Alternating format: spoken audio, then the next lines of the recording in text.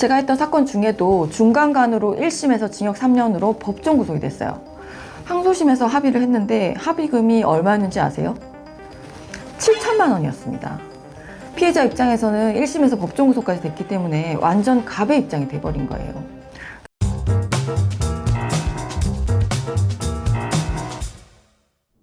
안녕하세요 여러분, 부장판사 출신 변호사 나리 박나리 변호사입니다. 오늘은 합의서 작성하는 방법에 대해서 알아보겠습니다.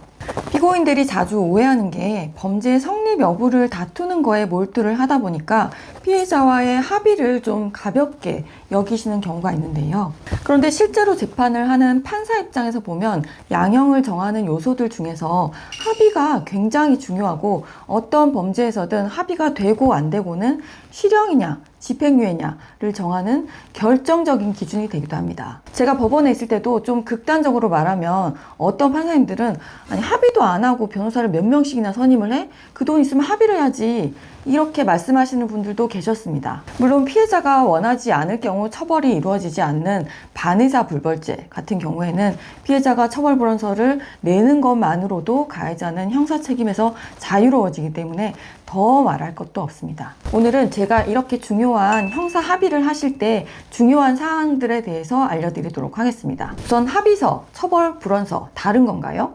합의서를 보시면 바로 이해가 가실 겁니다. 합의서에는 보통 제1항 피고인은 피해자에게 합의금 얼마를 언제까지 피해자의 얻은 계좌로 지급하기로 상호간 원만히 합의하였기에 고소를 취하하며 피고인의 처벌을 원치 않으니 선처하여 주시기 바랍니다. 이렇게 작성을 하는데요. 그 중에서 피고인의 처벌을 원치 않으니 선처하여 주시기 바랍니다. 이 부분이 바로 처벌불원의 의사표시입니다. 즉 합의서 안에 처벌불원서가 같이 포함되어 있다고 보시면 되기 때문에 합의서와 처벌불원서는 사실상 같은 거다라고 이해하시면 됩니다. 제2항을 보시면 피해자는 추후 본 사건과 관련하여 일체 민형사상 이의를 제기하지 않겠습니다. 이렇게 보통 씁니다. 이 부분은 부재소 합의 이렇게 부르는데요. 이 부분은 뒤에서 제가 좀 더 설명드리도록 하겠습니다. 그러면 합의서 작성하실 때 주의하셔야 될 점은 뭐가 있을까요? 우선 피해자 입장에서 볼게요. 합의를 하는 목적이 뭔가요? 피해에 대해서 금전적으로나마 보상을 받는 거란 말이죠. 근데 돈을 안 받고 합의서만 쓰면 어떻게 될까요? 이게 외상합의라고 하는데요. 안 그럴 것 같지만 그런 경우가 꽤 있습니다. 특히 사기 사건에서 피의자가 한 1년 뒤의 시점을 얘기를 하면서 그때 가서 돈 줄 테니까 합의하고 고소 취하해달라 이러는 거예요. 그러면서 그때 가면 어디서 돈이 나온다, 온갖 감언이설을 많이 하죠. 그래서 합의서를 덜컥 써서 냈는데 나중에 합의금을 안 준다?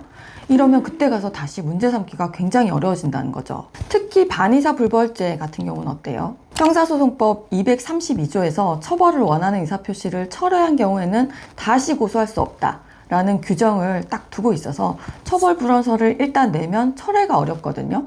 그렇기 때문에 피해자 입장에서 꼭 명심하셔야 할 점은 합의금을 받은 다음에 처벌불원서 합의서를 작성해 주셔야 된다라는 겁니다. 이 점 꼭 알아두시고요. 그러면 만약에 이미 그렇게 해버린 경우에는 어떻게 하냐? 만약에 사건이 경찰 수사 단계 혹은 검찰 처분 전이라면 가해자가 합의금을 주지 않는 사실을 알리고 엄벌 탄원서를 제출을 해서 가해자에 대한 처벌 의사가 바뀌었음을 강하게 주장해 보시면 됩니다. 이번에는 피고인 입장에서 합의할 때 주의하셔야 될 점인데요.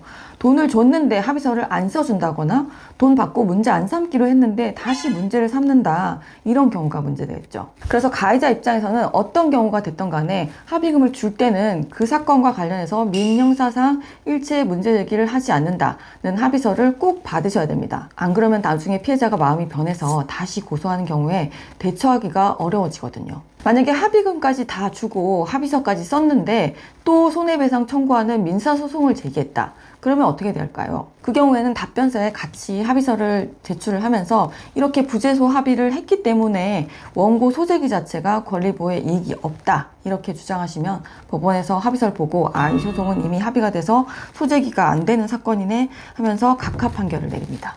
합의는 언제 하는 게 좋을까요?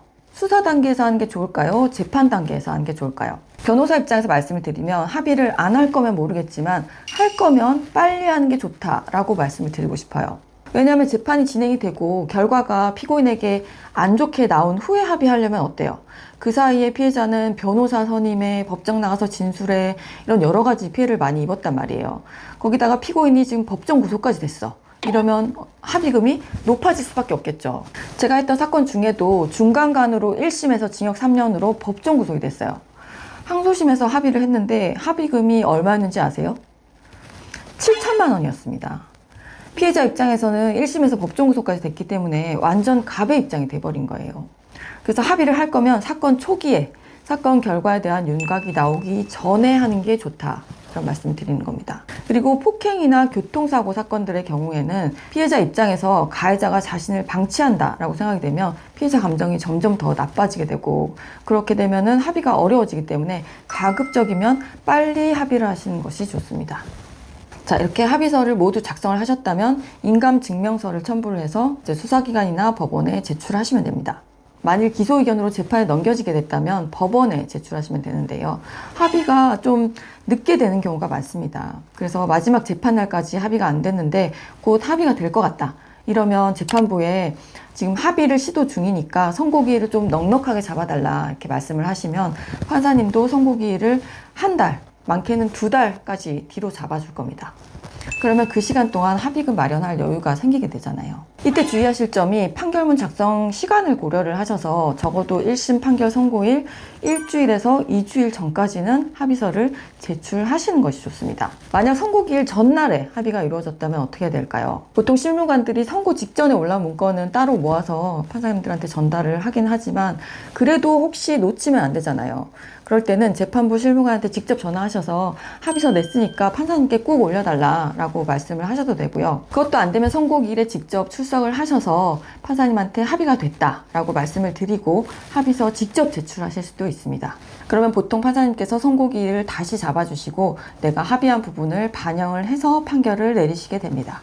오늘은 처벌불원서를 포함한 합의서 작성 요령에 대해서 살펴봤는데요. 합의는 형사사건의 핵심으로 불릴 만큼 중요한 요소인 점을 반드시 기억을 하셔야 되고 합의서 작성에도 그만큼 신중하실 것을 당부드립니다. 도움이 되셨다면 좋아요, 구독, 알림 설정 부탁드리고요. 오늘 내용에 대해 궁금한 점은 댓글에 남겨주세요. 다음에 더 유익한 내용으로 찾아오겠습니다. 이상 변호사 나리 박나리 변호사였습니다. 안녕.